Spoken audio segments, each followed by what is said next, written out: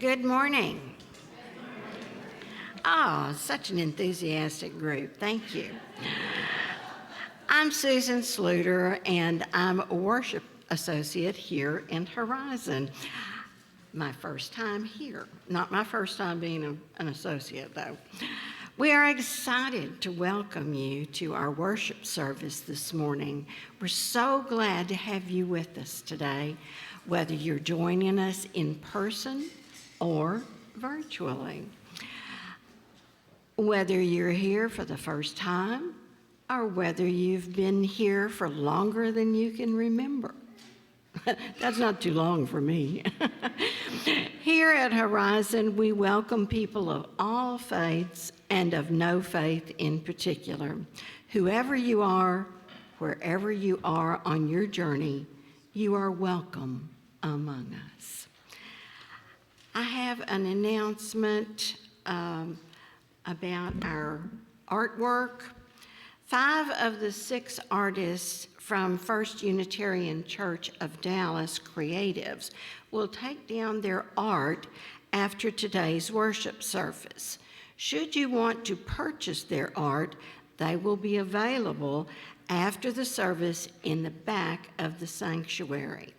The 5 artists taking their art are Annie Adams, Kathy Chapman Hackett, Sarah West, Gwen Powell, and David Schultz.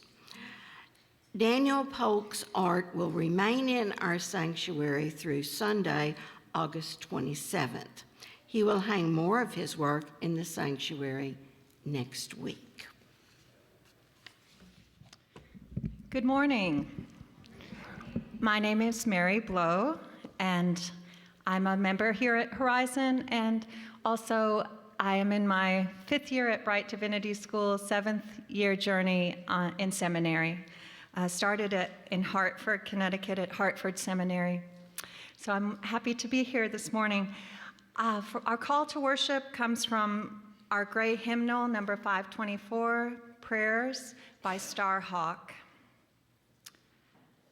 Earth Mother, Star Mother, you who are called by 1,000 names, may all remember we are cells in your body and dance together. You are the grain and the loaf that sustains us each day. And as you are patient with our struggles to learn, so shall we be patient with ourselves and each other. We are radiant light and sacred dark, the balance. You are the embrace that heartens and the freedom beyond fear. Within you we are born. We grow, live, and die. You bring us around the circle to rebirth. Within us you dance forever.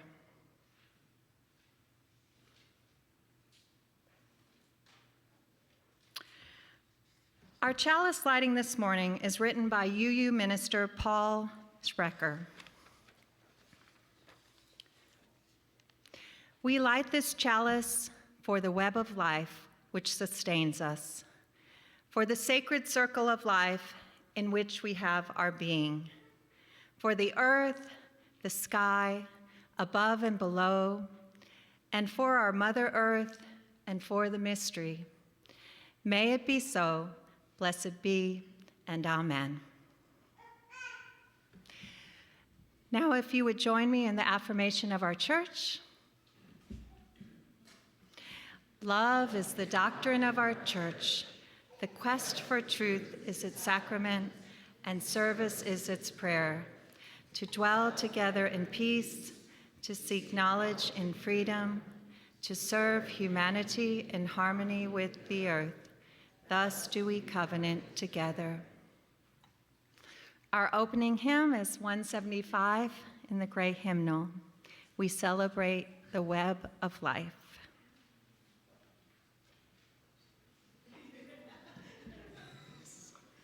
Yes. Oh, go ahead.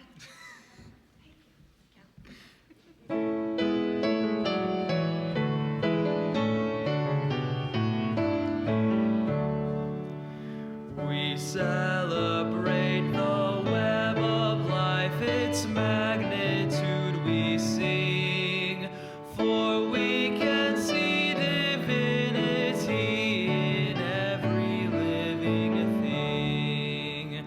A fragment of the perfect whole in cactus and in quail, as much in tiny barnacle as in the great blue whale. Of ancient dreams we are the sum, our bones link stone to star, and bind our future worlds to come with worlds that were and are. Respect the water, land, and air which give all creatures birth.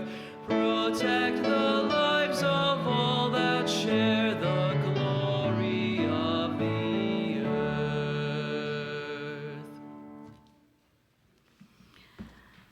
Horizon partners with Metro Crest Services to make a difference in our local community. And each Sunday, you are invited to donate shelf-stable food items and personal care products to their pantry.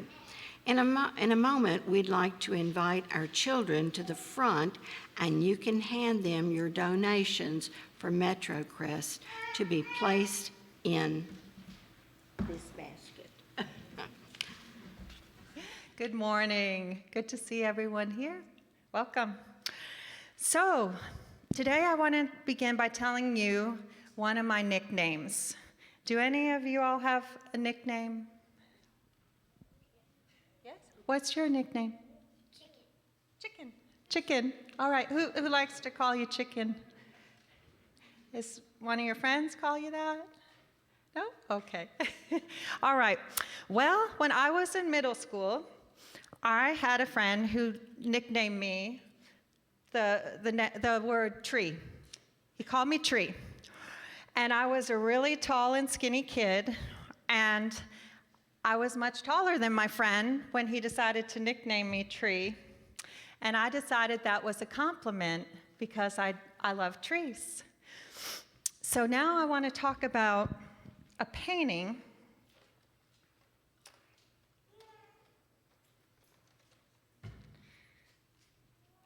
Let's see if I can get it turned the right way. So what do you see this painting to be? Can y'all tell me what's in this painting? Trees and mountains. All right. And what do we call a group of trees? A grove, that's right. I looked up the term on that. A group of trees, a small group of trees, is called a grove. And this painting was actually done by one of my brothers. I have 3 brothers, no sisters. And my brother Matthew painted this some years ago. And actually the painting represents my family at the time.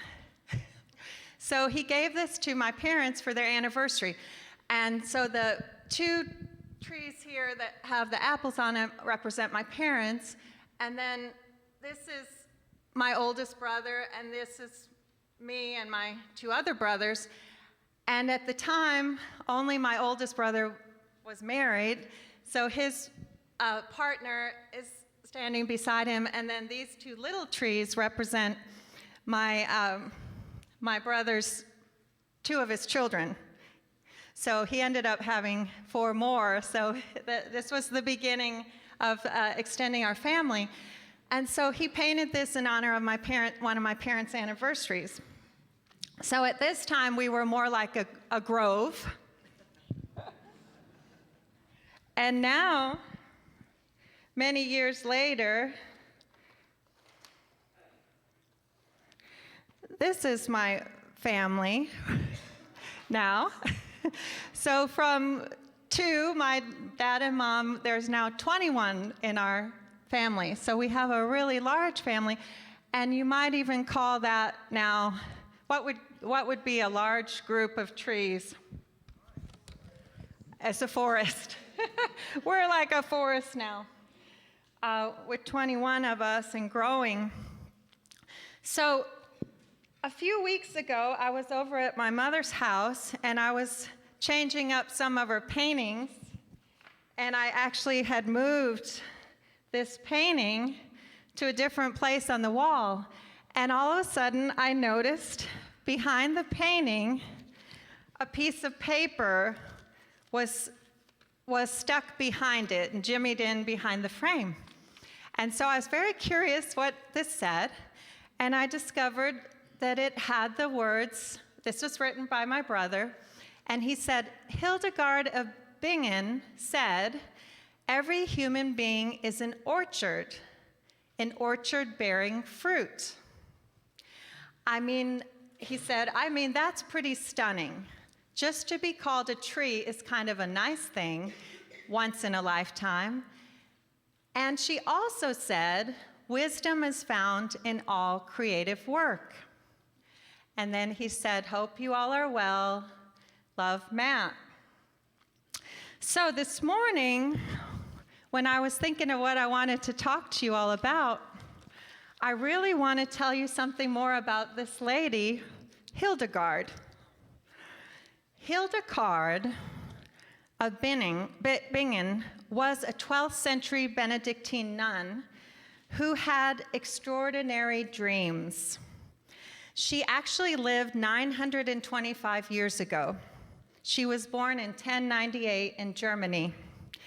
She wrote about these dreams in books, and she used them as inspiration for musical compositions. She founded her own abbey, or some people call it a convent, and she created her own language, and she wrote one of the first musical plays. Somehow I think if she lived today that folks at Horizon would like her very much with our Horizon players. Hildegard was among the most remarkable figures of the medieval church. She was a mystic, she was a herbalist who wrote widely on the medicinal use of plants. She was a composer and an author, and she was placed in a Benedictine convent, which is sort of like a boarding school, as possibly as young as 8. Is anyone in the group here 8 years old or around 8? You're almost 8. Can you imagine your parents giving you to a boarding school at 8 and saying, bye, we'll see you when you grow up? Well, that's what her parents did. And she went on to produce 80 musical works, which have survived, and she lived to be 81 years old. People say that Hildegard was also someone who did not accept her place in the world. She lived during a time where the church was male-dominated. She went on preaching tours when women were not supposed to preach, especially in public, and she refused to behave in a certain way. Some people today might call her a creative, and as my brother said, she believed that wisdom is found in all creative work. So keep her in mind, and you might find her, want to look up more things about her. She was really an unusual woman in her time to have accomplished so many things 925 years ago. It's really quite amazing person. And I wish you all well. I know you're doing some creative food activities today in your classes, so go have some creativity and learn some wisdom today in that pursuit. Wish you all well. We will now sing the children out. Thank you for your good listening.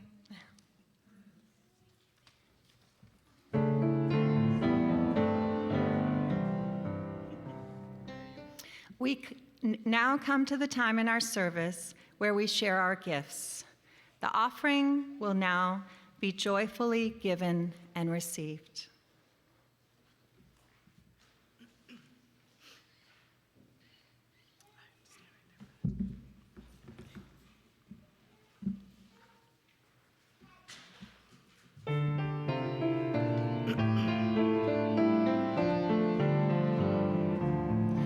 My blood doth rise in the roots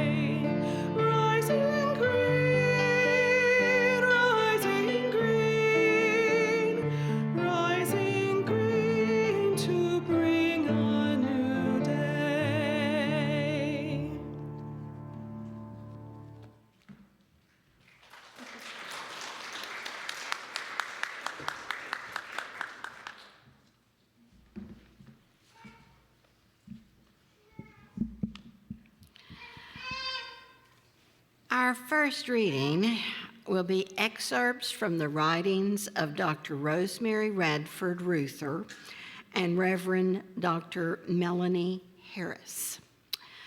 Pioneer feminist scholar and theologian Rosemary Radford Ruther, who was part of the third wave feminism, writes, quote, "In ecofeminist culture and ethic, mutual interdependency replaces the hierarchies of domination as the model of relationships between humans and other beings." End quote. There is an understanding in this movement that we are co-caretakers with the universe, addressing the care of the earth and correcting and averting ecological destruction. Reverend and womanist theologian Dr. Melanie Harris writes, quote, "Uncovering parallels between acts of violence against the earth and systemic patterns of violence, such as racism, classism, sexism, and heterosexism, faced by women of color, reveals the need for a fresh environmental justice paradigm, one that honors all earthlings and their approaches to earth justice in a community life." End quote.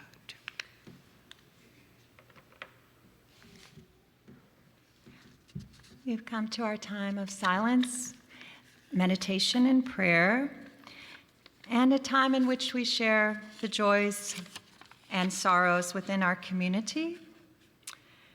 This morning, Diane Jackson says she's so happy to be back from vacation. "I love the United States."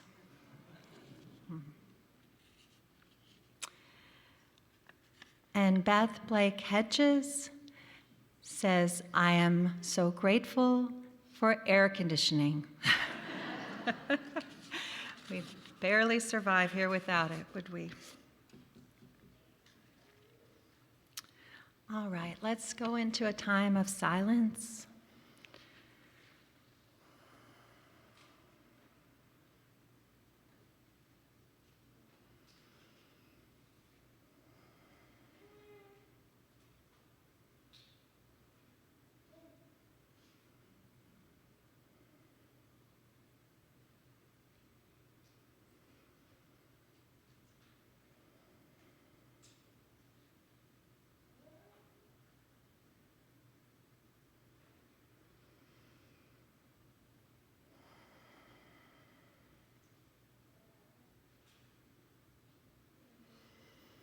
Let's just take a deep breath and breathe in and breathe out. It's good to be alive. Source of life, flame of our faith, lover of creation, call us into the community of love and justice this morning and every morning. We are thankful for this new day, for time to slow down, to reflect, to sing, and to be together with our faith community. Invite us to remember that our faith calls us to action, to heal and repair the earth. Help us to mindfully use our gifts and talents in the service of others and our world. May we have courage to take action with next steps in our faith journeys today and every day. Be with our world that has so many conflicts, tragedies, and troubling divisions. Pave paths of peace and understanding. For all these things and those left unsaid, in the quiet of our hearts, we pray today and every day. May it be so. Blessed be and amen. Our response is Spirit of Life in the gray hymnal, number 123.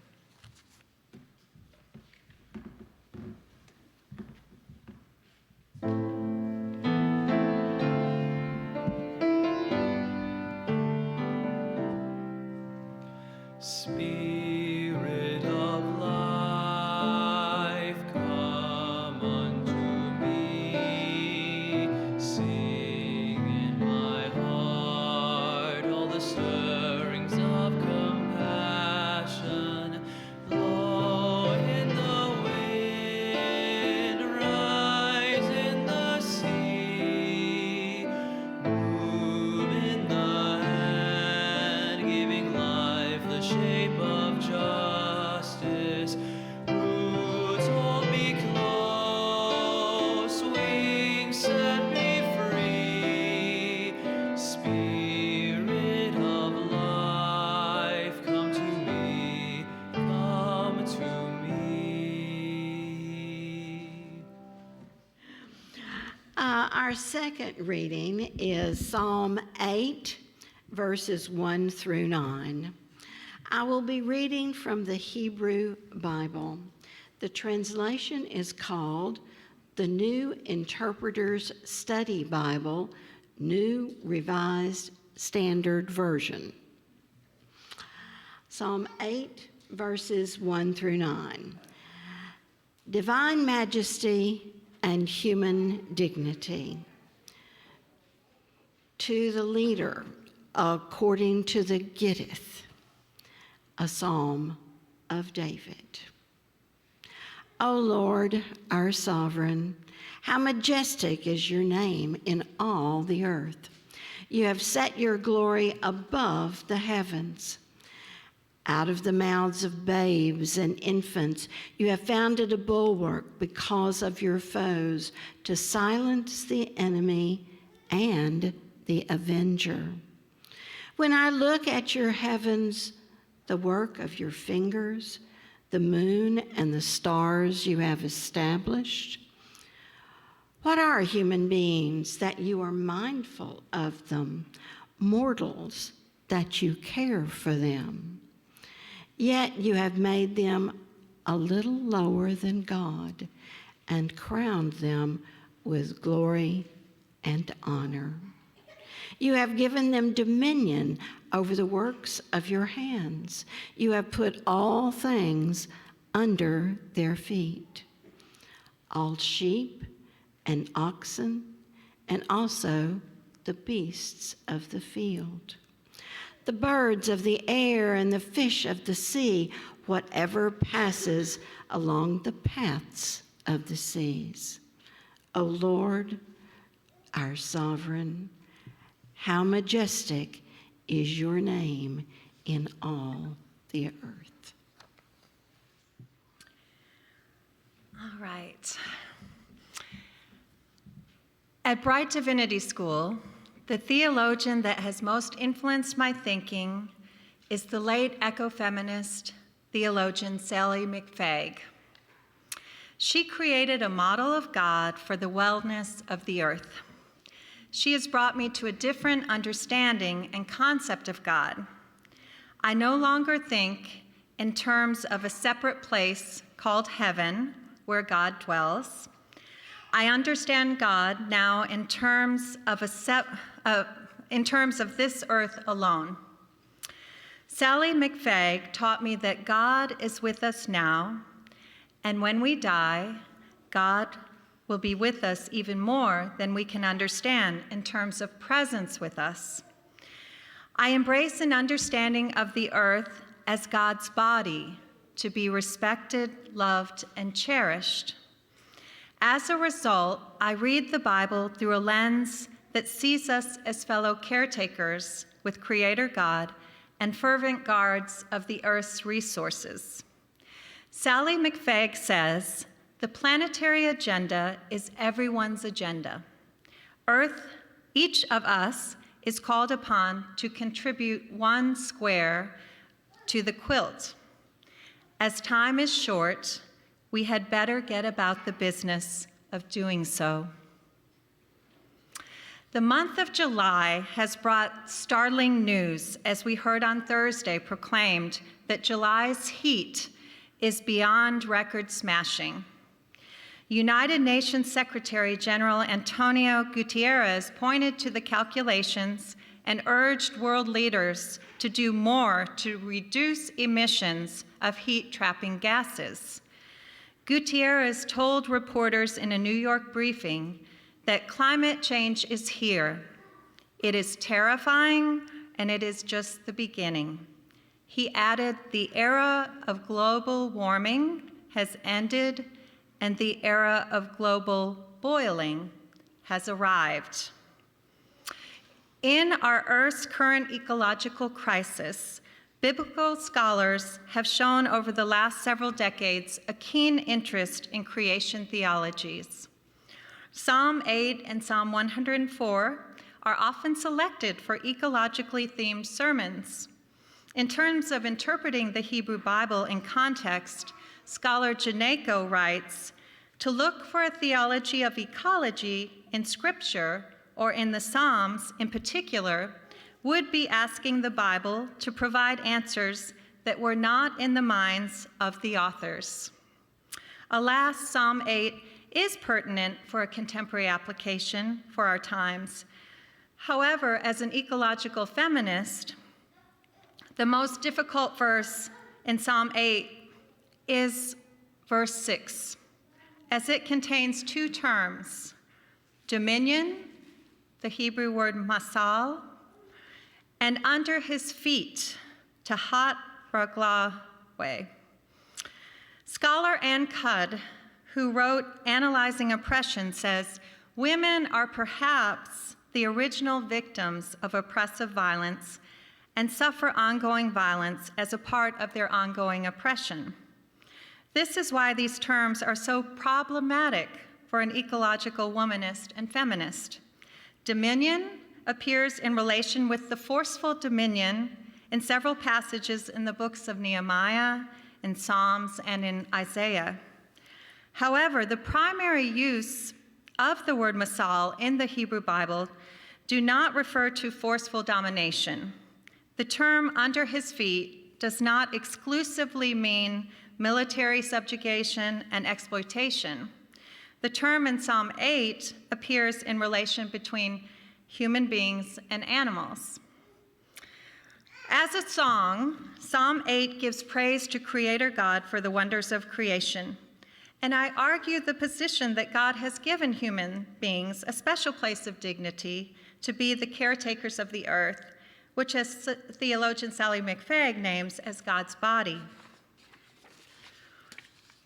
In our contemporary times, eco-womanism and ecofeminism is leading the way in this relationship between Creator God and humans and creation. Susan, in our first reading, shared about pioneer feminist scholar and theologian Rosemary Radford Ruther's emphasis on the ecofeminist culture and ethic of mutual interdependency, replacing the hierarchies of domination as the model of relationship between humans and other beings. And Reverend and womanist theologian Dr. Melanie Harris, who once taught at TCU, says a fresh environmental justice paradigm, one that honors all earthlings and their approaches to earth justice in a community life, is sorely needed for our times. Back in the summer of 2019, our own Lauren Daniels and I traveled with Horizon Youth to New Orleans, Louisiana, to the UU Center for Ethical Living and Social Justice Renewal. This is a group that got really organized strongly shortly after Hurricane Katrina, but it no longer exists. And we learned from them that mostly African-American residents in the 85-mile area between Baton Rouge and New Orleans, better known as Cancer Alley, who live in a region which contains 136 chemical companies and refineries. We were angered and appalled to discover further systemic injustices to our African American siblings. We learned as a result of living with toxic waste in disproportionate numbers, African Americans have higher rates of cancer, birth defects, and lead poisoning than the United States population as a whole. This summer, we worked alongside with our African American siblings to get petitions signed to relocate folks living on a toxic landfill in an area called Gordon Plaza. This has been a several decades-long battle for justice. In 2022, a New Orleans parish judge approved a $75.3 million settlement against the city, its housing authority, and the local school board. State District Judge Nicole Shepard's ruling said that 5,000 residents are entitled to that total amount for emotional distress and property damage involving the former agricultural street landfill that was toxic, and their houses were built on it. This is a long-awaited victory for a terrible, terrible injustice. It took them 30 years to bring that to the right. Lastly, there is a Jewish concept of repairing or perfecting the world, exemplified by acts of justice. Psalm 8, as it speaks of being given by God, the dignity and gift of being co-caretakers of the earth, it seems to me in these days of climate crisis that it means repairing and healing the earth. The Hebrew phrase tikkun olam is a concept in Judaism that means repairing the world and creating a just society.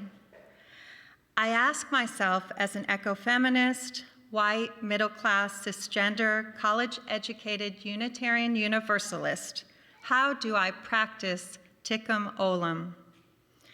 I view this question of my spirituality as a part of my spirituality and as a part of my spiritual path. It is part of fulfilling the UU covenant for me to affirm and promote Principle 7, respect for the interdependent web of all existence, of which we are a part. Gail Cope, whose beautiful art we have on the easel this morning, and she had a show in May and June, a one-person show in our sanctuary, allowed us to loan this piece this morning. And it's a part of our worship service this morning with the intention that it's a painting of the Australian Red Rock of Uluru. The Red Rock of Uluru is on sacred Aboriginal land. And the Aboriginal culture dictates that Uluru was formed by ancestral beings during dream time. It's a fascinating geological structure in that it's almost like a iceberg. The majority is under the earth. The rocks go very, very far deep down, but it's as tall as the Eiffel Tower up above ground. So it's on the sacred Aborigine land. So I was drawn to this piece when it was up, when she had it up in May and June, and to me it also begs the question about the ancestors. This connects me to the question again of how do I practice tikkun olam, repairing the world and creating a just society. I look to my ancestors to answer this question. My father was an agricultural missionary in the Mindanao, Philippines in the late 1950s. The Methodist missionary Curran Spotswood writes in his memoir or book, Beyond Cotabato, about an experience with my father. In his memoir, Spotswood writes about his own initial visit to the Philippines and the lack of biodiversity there. However, by the end of the trip, through teamwork of camp workers and the leadership of my father, John Paul Eddy, they had more than tripled the number of trees that they had started with and introduced more than 40 fruit trees of different varieties. My father grew up in a small community in rural Minnesota. As a young man, he worked for his father's business, Paul Eddy's and Sons Nursery. This knowledge of tree farming that he learned from his father, that his father learned from his father, allowed him to go on to be an agricultural missionary in the Philippines after first graduating from the University of Minnesota with a degree in landscape architecture, as his father had done. My father helped to further develop the ecosystem in Mindanao by planting trees. In my father's recent passing, this past December, I hope to continue his legacy. As an ecofeminist, my spiritual practice involves caring for the earth, whether through social justice work or simply planting a tree in my yard or in our community. It is the small and big steps that make the larger world, that make that larger difference in our world. I'm grateful for my ancestral heritage that has shown me a path of how one can work to repair and transform the earth in redemptive ways. Psalm 8, 1-9 is a celebratory psalm that praises creation God and the wonder of creation. It is also a psalm that can lead one to deeper contemplative thought of what being granted the special place of dignity for humans as co-caretakers of the earth entails. As our earth, God's body is in peril. Following the example of eco-womanists, ecofeminists, and other ecologists who have gently tended the earth with love and boldly with justice is a good place to begin. Here at Horizon, we are working on Green Sanctuary 2030. It's mobilizing for the climate justice that provides structure, leadership, and support in broad collaboration for the UU faith community to engage in an ambitious environmental and climate justice movement that seeks to live fully our principles and achieve our vision of a sustainable and just world for all. Every week in our electronic newsletter is a column called One Thing You Can Do. That is a wonderful place to begin to make a difference for Mother Earth. Please join in the singing of Blue Boat Home. It's a favorite here at Horizon in the Teal Hymnal, number 1064. Thank you.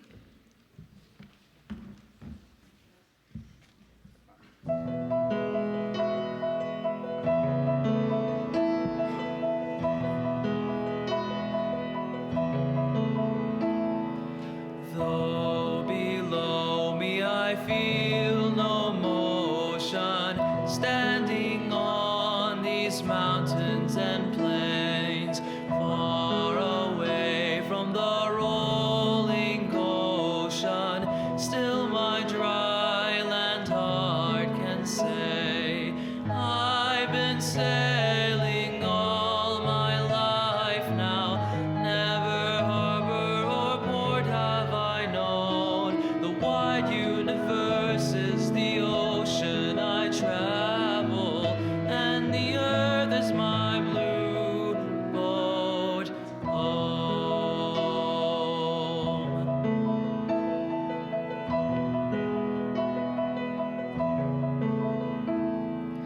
And I sail and moon my rudder, and I ply the starry sea, leaning over the edge in wonder, casting questions into the deep, drifting here with my ship's companions, all we kindred pilgrim souls, making our way by the lights of the heavens in our beautiful blue boat home.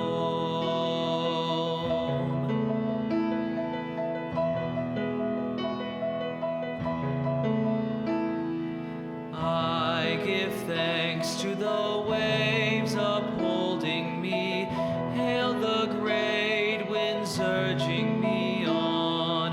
Greet the infinite sea before me. Sing the sky my sailor's song.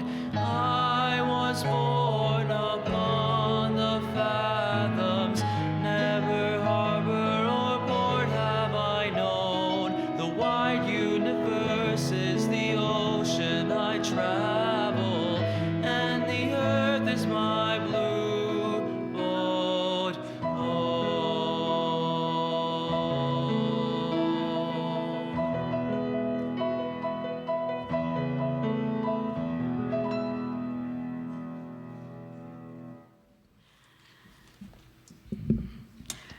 We extinguish this flame, but not our commitment to welcome radically, love boldly, grow spiritually, and serve courageously. This we do because we envision a beloved community filled with compassion, helping all to thrive in a just world.